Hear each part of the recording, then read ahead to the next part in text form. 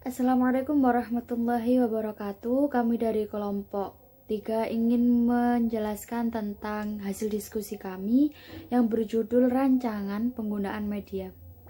Yang pertama, saya akan menjelaskan tentang pengertian rancangan penggunaan media. Rancangan merupakan sesuatu yang sudah dirancang, hasil merancang, rencana, program, dan desain. Dari definisi tersebut dapat diartikan bahwa rancangan adalah kegiatan merencanakan atau mendesain media sebelum pembelajaran dilaksanakan. Bila kita membuat program media pembelajaran, kita diharapkan dapat melakukannya dengan persiapan dan perencanaan yang teliti. Maka ada pertanyaan-pertanyaan yang perlu dijawab. Pertanyaan tersebut adalah mengapa kita ingin membuat program media itu? Apakah pembuatan media tersebut ada kaitannya dengan kegiatan pembelajaran? Untuk siapakah program media tersebut kita buat? Untuk anak-anak kah, untuk mahasiswa kah, atau untuk masyarakat kah? Kemudian, apabila kita sudah mengetahui sasaran kita, maka kita harus mengetahui bagaimana karakteristik siswa tersebut. Apakah media yang kita gunakan memang diperlukan oleh mereka atau tidak? Kita juga memikirkan materi apa yang perlu disajikan melalui media itu supaya diri siswa terjadi perubahan perilaku yang nyata dan sesuai yang diharapkan. Pertanyaan-pertanyaan tersebut tidak hanya menjadi pemikiran atau ide-ide semata, namun harus ditindaklanjuti dengan cara menuliskannya sehingga akan terwujud sebuah dokumen perencanaan media. Jadi hakikat perencanaan tidak cukup dengan niat dan ide-ide cemerlang saja, namun perlu dipersiapkan dalam bentuk naskah perencanaan media. Selanjutnya yaitu analisis kebutuhan dan karakteristik siswa. Sebuah perencanaan didasarkan atas kebutuhan. Kebutuhan itu adalah kesenjangan. Dan kesenjangan adalah adanya ketidaksesuaian antara apa yang seharusnya atau apa yang diharapkan dengan apa yang terjadi. Dalam pembelajaran yang dimaksud dengan kebutuhan adalah adanya kesenjangan antara kemampuan, keterampilan, dan sikap siswa yang kita inginkan dengan kemampuan, keterampilan, dan sikap siswa yang mereka miliki sekarang. Jika yang kita inginkan siswa menguasai 1.500 kata bahasa Inggris, sedangkan siswa hanya menguasai 800 kata, maka terjadi kesenjangan 700 kata lagi.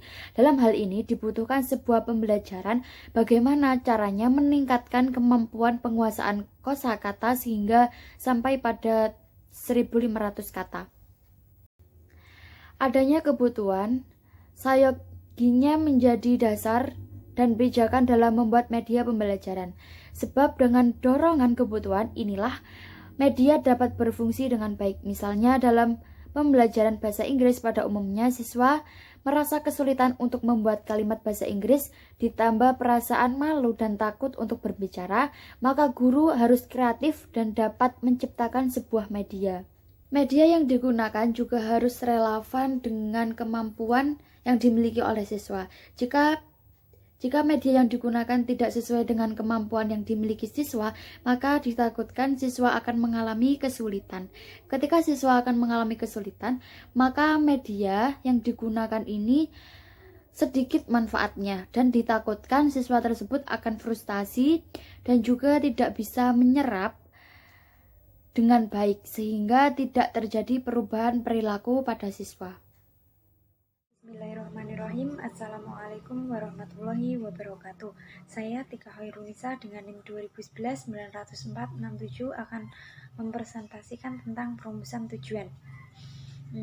Pertama kalinya yaitu dalam proses belajar mengajar ada suatu tujuan, yaitu salah satunya mengenai tujuan instruksional. Tujuan instruksional merupakan faktor yang sangat penting. Tujuan ini merupakan pernyataan yang menunjukkan perilaku yang harus dapat dilakukan siswa setelah ia mengikuti proses instruksional tertentu.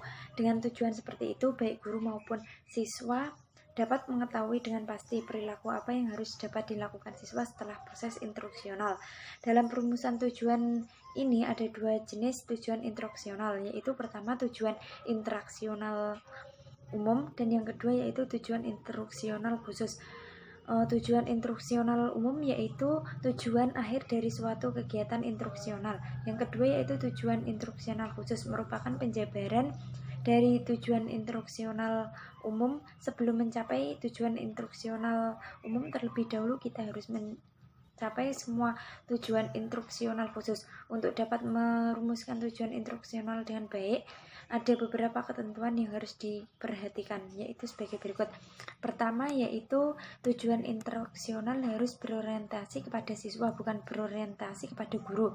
Hal yang perlu dinyatakan dalam tujuan harus perilaku yang dapat dilakukan atau yang diharapkan dapat dilakukan. Dalam tujuan harus perilaku yang dapat dilakukan atau yang diharapkan dapat dilakukan siswa setelah proses instruksional selesai. Kedua yaitu tujuan harus dinyatakan dengan kata kerja operasional. Artinya, kata kerja itu menunjukkan perbuatan yang dapat diamati atau yang hasilnya dapat diukur. Ketiga yaitu pengembangan materi sebagai pendukung perkembangan media pembelajaran. Pengembangan materi adalah bahan pelajaran apa yang harus dipelajari oleh siswa atau pengalaman belajar apa yang harus dilakukan oleh siswa agar tujuan instruksional dapat tercapai secara terpenuhi. Terima kasih. Pengembangan materi pembelajaran. Nah, pada hakikatnya, materi pembelajaran merupakan segala sesuatu yang menjadikan isi kurikulum yang harus dikuasai oleh siswa sesuai dengan kompetensi dasar untuk mencapai standar kompetensi setiap mata pelajaran, masing-masing mata pelajaran dalam suatu pendidikan tertentu.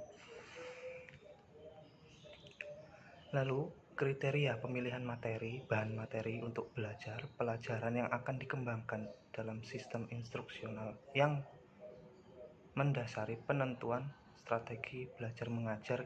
Kriteria tersebut salah satunya adalah kriteria tujuan instruksional yang merupakan suatu pemilihan materi yang dipilih atau difilter untuk mencapai tujuan khusus atau tujuan-tujuan tingkah laku.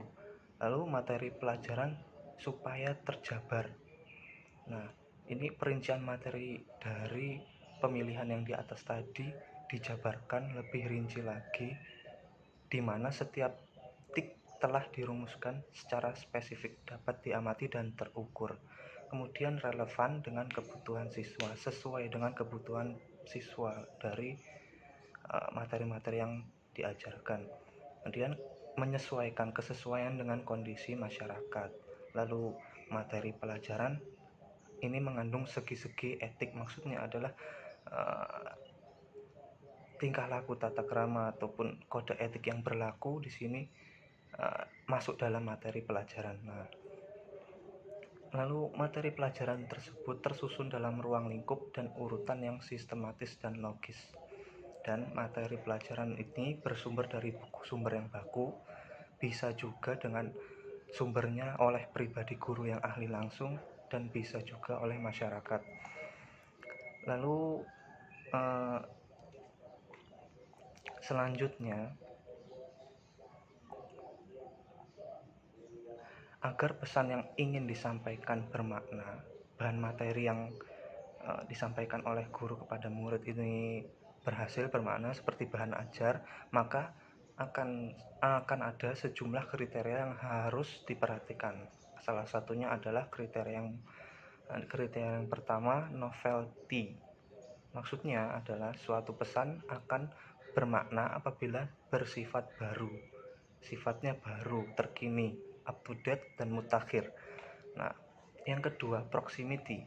Artinya pesan yang disampaikan harus sesuai dengan pengalaman siswa. Yang ketiga, konflik. Artinya pesan yang disajikan, materi yang disajikan sebaiknya dikemas sedemikian rupa sehingga menggugah emosi siswa. Kemudian dimasukkan yang terakhir, ada pesan humor. Ini disampaikan hendaknya dikemas sedemikian rupa sehingga menimbulkan kesan lucu. Gunanya adalah untuk menggugah semangat siswa untuk kembali belajar. Nah, di antara bentuk-bentuk pengemasan itu adalah salah satunya adalah materi pelajaran terprogram. Di sini sudah dirinci, terprogramkan, dan teman-teman bisa membaca rinciannya di makalah kami. Kemudian yang kedua, pengemasan materi pelajaran melalui modul. Nah, modul ini sebagai modal utama guru dalam melaksanakan atau mengimplementasikan materi yang sudah disiapkan. Modul itu materi yang disiapkan dari awal pertemuan sampai akhir pertemuan, itu semua ada di situ. Kemudian pengemasan materi pelajaran kompilasi. Kompilasi adalah bahan belajar yang disusun dengan mengambil bagian-bagian yang dianggap perlu dari berbagai sumber belajar. Lanjut, penjelasan berikutnya akan dijelaskan kawan saya. Terima kasih. Baik, di sini saya akan menjelaskan tentang perumusan alat pengukuran keberhasilan. Jika belajar mengajar adalah sebuah proses, maka tentu aktivitas tersebut mengarah pada sebuah tujuan tertentu. Maka guru membutuhkan sistem evaluasi untuk mengukur keberhasilan tercapainya tujuan belajar.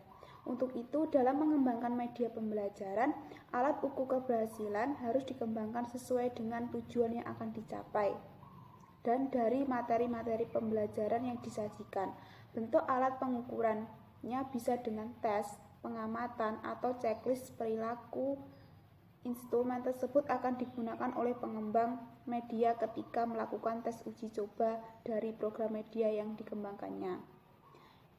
Yang pertama adalah jenis-jenis alat ukur keberhasilan. Jenis-jenis alat ukur keberhasilan itu ada dua, yaitu tes dan non-tes. Yang pertama adalah tes. Pelaksanaan kegiatan tes dalam proses pembelajaran merupakan cara untuk melakukan proses penilaian dalam bentuk tugas atau serangkaian tugas yang harus dikerjakan siswa atau sekelompok siswa. Ada beberapa alat tes yang dapat digunakan, antara lain yang pertama adalah tes perbuatan. Tes perbuatan merupakan tes yang diberikan dalam bentuk perbuatan-perbuatan kepada tester, orang yang dites. Contohnya, tes keterampilan mengetik, seperti siswa diminta mengetik ulang daftar kata atau angka-angka dalam jangka waktu 60 detik. Yang kedua adalah tes verbal. Tes yang jawabannya berupa uraian dalam bentuk bahasa baik, bahasa tulis maupun bahasa lisan. Contoh tes verbal tulis, siswa diminta membuat karangan tentang pengalaman liburan semester. Contoh tes verbal lisan, siswa diminta menjelaskan pengalaman liburan semesternya di depan teman-teman satu kelas. Yang ketiga adalah tes subjektif. Tes dalam bentuk pernyataan dan jawaban yang diharapkan berupa uraian sesuai dengan kemampuan siswa, umumnya berupa jawaban panjang sesuai susunan dan gaya bahasa siswa. Yang keempat, tes objektif. Tes jawaban yang diharapkan berbentuk singkat dan pada tipe tertentu, cukup diberi tanda silang maupun centang. Tes objektif menghendaki jawaban pasti, artinya hanya ada satu jawaban yang benar yang harus diberikan siswa. Yang kedua adalah alat ukur non-tes. Teknik non-tes umumnya bukan dijadikan alat evaluasi utama, melainkan sebagai pelengkap.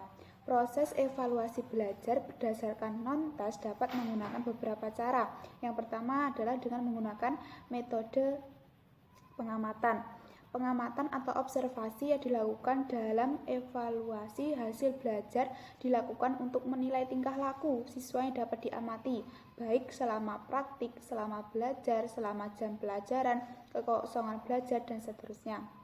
Yang kedua adalah teknik wawancara. Teknik evaluasi hasil belajar dengan cara mengumpulkan bahan-bahan keterangan dengan melakukan proses tanya jawab melalui wawancara agar siswa dapat mengeluarkan isi hatinya secara bebas. Yang ketiga adalah metode dokumentasi. Dokumentasi sebagai evaluasi hasil belajar.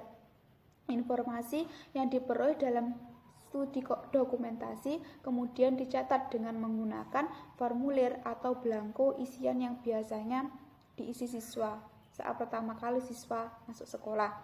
Yang keempat, metode angket. Angket merupakan sekumpulan pertanyaan atau pernyataan yang harus direspon oleh siswa dengan cara menjawab sesuai dengan bentuk pengisiannya. Yang terakhir adalah contoh perumusan alat ukur keberhasilan dalam pengembangan media pembelajaran.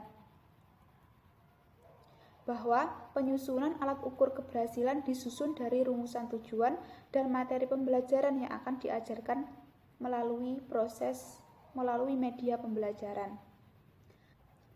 Sekian presentasi dari kelompok kami. Apabila ada kurangnya kami mohon maaf. Wassalamualaikum warahmatullahi wabarakatuh.